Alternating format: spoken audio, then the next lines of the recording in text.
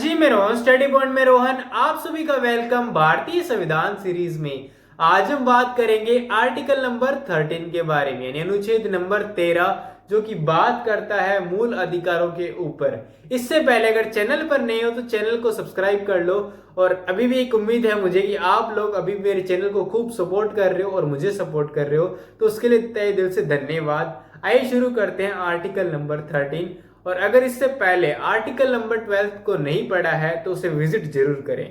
Article number 13 यानी अनुच्छेद number 13, जो कि बात करता है कि अगर कोई ऐसा कानून जो मूल अधिकारों की शक्ति को कम करता है या मूल अधिकारों के खिलाफ है, तो उसे जो है हमारी जुडिशरी न्यायपालिका जो है रद्द कर देगी और हटाने की शक्ति जो है उसको पूरी पूरी शक्ति जो है मिल रखी है। किसको?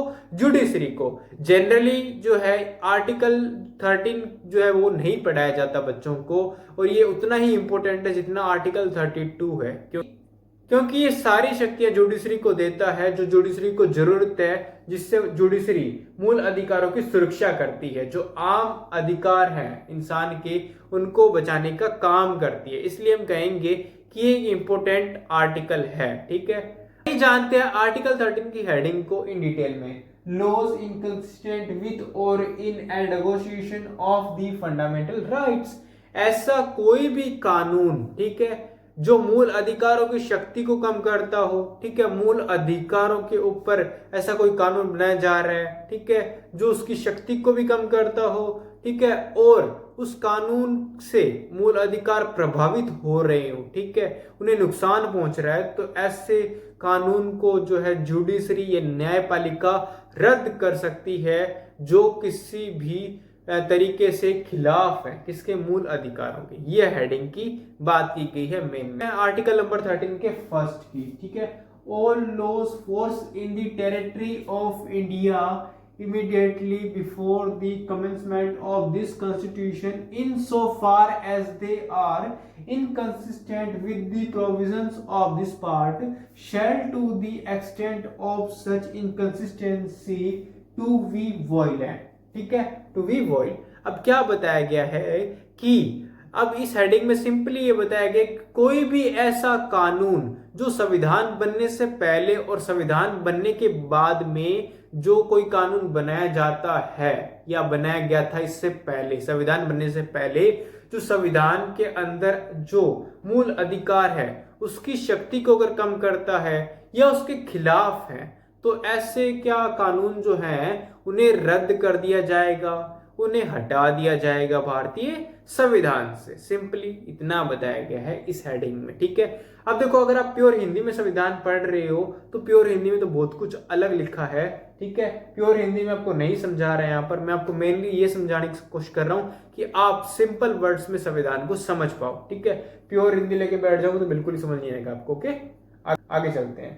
तो देखिए अब आर्टिकल नंबर 13 का सेकंड, ठीक है, the state shall not make any law which takes away or abridge the, ठीक है, rights and conferred by the part and any law made in a conventional of this and that and clause and shall to the extent of the constitution to void. अब बताया गया कि ऐसा कोई भी कानून, ठीक है, राज्य यानी कोई भी ऐसा कानून जो राज्य बनाता है। आर्टिकल नंबर 12 के अंदर मैंने आपको राज्य का बताया था, राज्य की परिभाषा। तो जो राज्य है उस राज्य के अंदर जो संसद है, ठीक है, जो भी राज्य के अदर जो हिस्से हैं, संसद हो गया, ठीक है, और राज्यसभाएं हो गई, ठीक है, लोकसभाएं हो गई, तो कोई भी ऐसी संस्था, कोई भी ऐसा कानून नहीं बना सकती जिससे क्या है हमारे संविधान के अंदर मूल अधिकार जो हैं उस पर कोई बुरा असर पड़े या उसकी शक्ति को कम हो। अगर ऐसा बना भी दिया जाता है तो क्या होगा, सिंपल वर्ड्स में बताऊं तो जो जुडिशरी है वो एक रिव्यू लेगी। यानी कौन? जुडिशरी मतलब क्या होगा? न्यायपालिका। न्यायपालिका रिव्यू उठाएगी, रिव्यू उठाने के बाद उस कानून को खत्म कर देगी। सिंपल भाषा में यही बताया गया है। ओके, अब बात करते हैं आर्टिकल नंबर 13 के थर्ड पॉइंट के बारे में। तो देखिए, इन this article unless the context otherwise requires, क्या बताया गया है कि कानून के अंदर अगर कोई दूसरी संविधान के अंदर परिभाषा आ जाती है कानून को लेकर तो ठीक है, वरना आप इस परिभाषा से ही कानून का जो है मतलब समझाएंगे और निकालेंगे, यही कानून की परिभाषा है, ठीक है। और तब जब कोई जरूरत पड़े, वरना इसी से आप कानून से मतलब साझा करेंगे, ठीक है। तो क्या है कानून का मतलब, तो देखिए लॉ यानी कानून, विधि, ठीक है, includes any ordinance and ordered by law, rule, regulations, notifications, custom or uses having in this territory of India the force by of law, ठीक है। क्या बताया कि जो कानून भारत देश के अंदर कोई भी अगर कानून लागू होता है, उसके अंदर कोई भी अध्यादेश हो सकता है, कोई विधि हो सकती है, कोई सूचना हो सकती है, ठीक है, या फिर कोई भी कस्टम ड्यूटीज हो सकती हैं, ठीक है। अब वो क्या होंगी, जब देश के अंदर लागू होंगी ना, तो वो कानून का रूप लेंगी, ठीक है। तो वो कानून वही विधि होगी, ठीक है, वो क्या होगी, एक विधि होगी। उस विधि का एक तरीका होगा कि देश में किस तरह लागू हुई है, ठीक है। और उस विधि के ऊपर कौन चर्चा करेगा, जुडिशरी। मैंने बताया था आपको, जुडिशरी को हिंदी में न्यायपालिका कहते हैं। बात करते हैं आर्टिकल नंबर 13 के थर्ड के बी की, ओके। तो लॉज इन दिस फोर्स, ऐसे कानून जो पावर में है संविधान के बनने से पहले भी और संविधान के बनने के बाद जो अब पावर में है, जिन्हें डिलीट नहीं किया गया है, उनके ऊपर बात की गई है। इंक्लूड्स लॉज पास्ड और मेड बाय लेजिस्लेचर और दी competent other authority in the territory of India, therefore the commencement of this constitution and not previously repealed, notwithstanding that such law or any part therefore may not be then in operation either at all or in a particular areas। Simple words में बताया गया है, ऐसा कोई भी कानून जो संविधान के बनने से पहले और संविधान के बनने के बाद डिलीट नहीं किया गया है, सिर्फ ऐड ही किया गया है, क्योंकि वो अच्छा कानून था, वो संविधान के मूल अधिकारों के खिलाफ नहीं था, इसीलिए उस कानून को रख लिया गया है। अब उस कानून को रखा गया है तो जो विधानमंडल है या कोई अदर अथॉरिटी या कोई अदर संस्था, क्योंकि आपने सुना होगा कोई लोकल काफी सारी संस्था होती है जो ऑर्डर जारी कर देती हैं या नया कानून बना देती हैं, ठीक है। तो ऐसी कोई भी संस्था अगर कानून बनाती है, ठीक है, जो इसके खिलाफ नहीं है, किसके खिलाफ नहीं है, मूल अधिकारों के खिलाफ नहीं है, तो उस कानून को तो रख लिया जाएगा, हमारे संविधान के अंदर उसको रख लिया जाएगा। लेकिन ध्यान रहे, अगर ऐसा कोई कानून जो मूल अधिकारों के खिलाफ बात करेगा, तो उस कानून को बना भी दिया है, ठीक है, सरकार ने बना भी दिया है, जनता को पता ही नहीं है, ठीक है, जनता सो रही थी, नींदों में जगा दिया, परेशान कर दिया। किसने परेशान कर दिया, ध्रुव राठी जैसे जो इन्फ्लुएंसर है ना, उन्होंने उन्हें जगा दिया कि जाग जाओ, आपके जो अधिकार है उनका हनन हो रहा है। तो वो जाग गए ध्रुव राठी देखकर।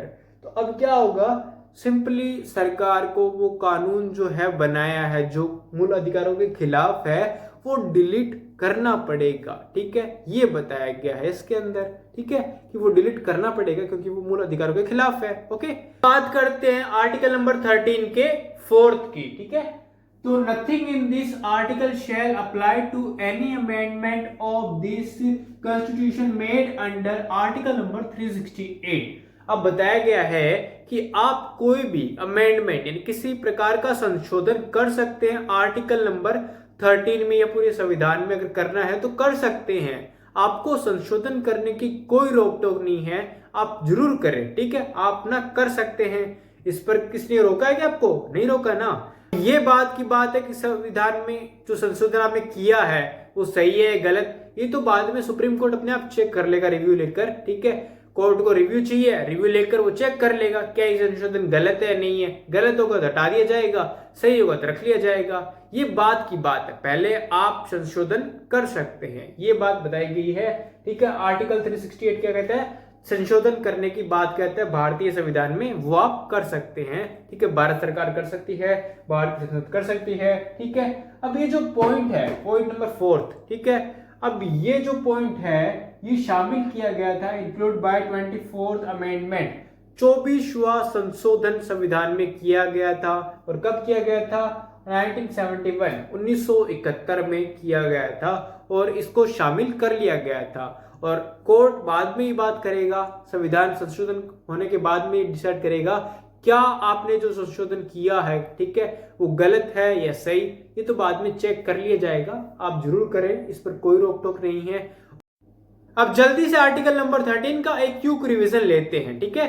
तो ऐसा कोई भी कानून जो भारतीय संसद बना चुकी है या बना रही है या बनाने की कोशिश कर रही है, लेकिन वह कानून बिल्कुल ही गलत है, जो क्या कर रहा है, कानून के अंदर मूल अधिकारों की शक्ति को कम कर रहा है, उस पर प्रभाव डाल रहा है, तो उस कानून को जो है जुडिशरी जीरो कर देगी और रद्द कर देगी। या ऐसा कोई भी संशोधन, ठीक है, जो बनाया गया है जो गलत है बिल्कुल ही, तो उसको भी जीरो कर देगी, उसको भी हटा देगी। आपको बता दूं कि 99th अमेंडमेंट यानी भारतीय संशोधन किया गया था, जिसको बाद में 2015 के अंदर जुडिशरी ने बता दिया था कि ये संशोधन गलत है, हटा दो रास्ते से, ठीक है, कांटा ही हट गया बिल्कुल ही।